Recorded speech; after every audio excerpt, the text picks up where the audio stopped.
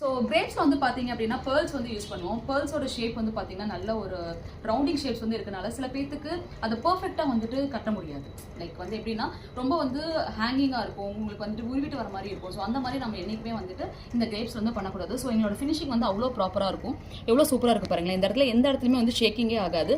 So இந்த NEET finishing நம்மளுக்கு வந்து கொடுக்கணும். இது ஆரி ஒர்க்கில் என்ன ஃபினிஷிங் கொடுக்குறோமோ அதே ஃபினிஷிங் தான் நம்ம ப்ரூச்சஸில் வந்து டிசைன் பண்ணியிருக்கோம். ஸோ 2 டைப்ஸ் இன்னைக்கு வந்து டிசைன் பண்ணியிருக்கோம் நம்ம.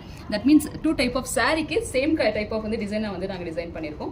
இந்த மாதிரி ஒரு நீட்டான ஃபினிஷிங்கில் டிஃப்ரெண்ட் டைப் ஆஃப் மெட்டீரியல் நீங்கள் யூஸ் பண்ணி அந்த பெர்ஃபெக்ஷன் நீங்கள் கொடுக்கணும்னு ஆசைப்பட்டீங்க அப்படின்னா அப்கமிங் ப்ரூச்சஸ் கிளாஸில் நீங்கள் வந்து கற்றுக்கலாங்க.